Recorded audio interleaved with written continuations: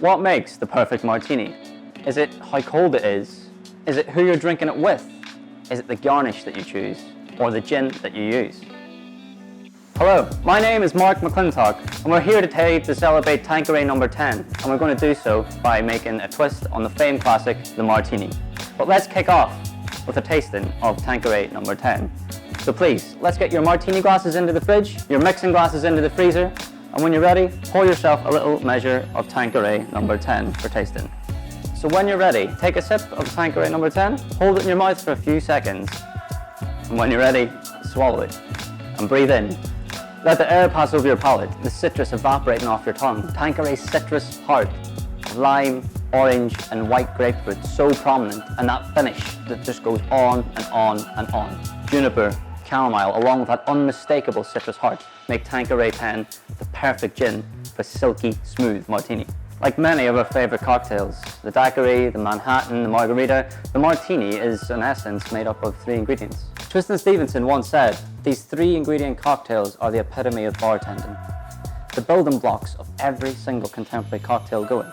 As well as working in the wonderful world of hospitality, I'm a teacher, and so breaking down the barriers of gathered information is something that I'm truly passionate about. Many bartenders spent a long time perfecting the experience of a really good martini. And there's this story that I love, that all Canadian Mounties apparently are equipped with this little leather pouch that they have to utilise if they ever get lost in the wilderness. And inside this leather pouch, obviously, there is gin, vermouth, swizzle stick, a little metal cup, and some instructions of how to make the perfect martini. And of course, you can just imagine this Mountie sitting there, lost in the wilds, and just starting to stir down their martini when someone springs out of nowhere and just shouts, "That's not how you make a martini."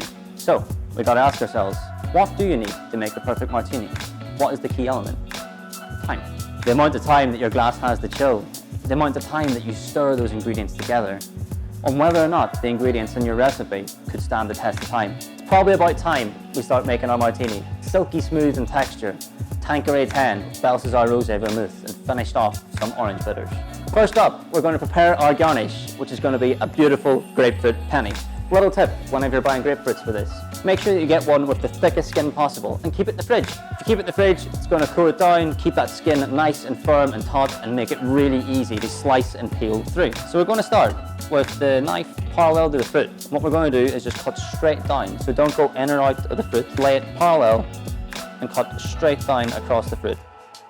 Let the knife guide the whole way down until you've got a penny, which should look something like this. Once you've prepared your perfect penny, place it in the side, and we're going to come back to this later.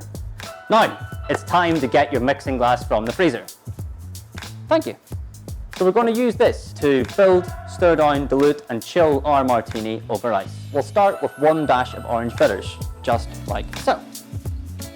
This will sing to the citrus heart of Tanqueray No. 10. Next, we'll go to our vermouth, Belsazar Rosé. We're going to go with 25 mils of this. The final element of our perfect martini is, of course, the fabulous Tanqueray No. 10. 10 limes distilled in tiny 10 in Cameron Bridge, and in 10 seconds, you're going to have the perfect martini. Well, maybe a bit longer than 10 seconds, but, We're going to go with 50 mils, like so. And quick tip, if you don't have one of these fancy jiggers at home, something I always tell my family to do is just get an egg cup out of the cupboard and just use that. And now for the crucial part of our martini, the ice and stirring. We're going to fill our mixing glass 2/3 of the way up with ice. Ice is one thing that's always underestimated, and it's so important for 2 reasons really. One, it's going to help keep our drink really cold, and also it's going to allow us to control dilution, but only if we get as much in there as we possibly can. Next up, we're going to get our bar spoon into the mixing glass. Make sure you get the back end of the spoon against the glass and straight down. That way you're going to avoid catching into the ice and have the most natural, smooth, stirring motion. Don't worry though, if you don't have one of these fancy bar spoons, you can always use chopstick, fork, big dessert spoon, whatever you can get your hands on from the kitchen cupboard. With your weaker hand, left or right, doesn't matter which one, we're going to put that on the very base of the mixing glass. Do not grip the ice, we don't want to heat it up and over dilute this drink. We're going to do this for 21 seconds. So, let's go! Did you know that the Tanqueray family moved from France to England in the early 18th century? And they had this tradition of all of the males becoming clergymen.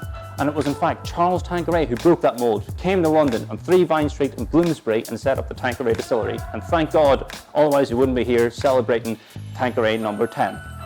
And stop! So now it's time to get our Nick and Nora's out of the freezer. Thank you. So we're going to get our julep strainer, place it in the top of our mixing glass like so, and then we're simply going to pour our martini straight into the glass. So you can start off with a nice gentle pour like this, or you can get a load of height like this if you want to get some aeration, but personally, I prefer it a little bit closer up.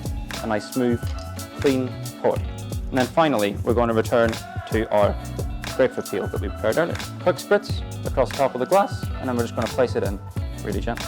And there you have it, my perfect Tanqueray No Martini. And thank you guys for spending some time with me and with Tanqueray number 10. It's been a real pleasure, and I hope you've learned today how to make the perfect gin martini. Cheers.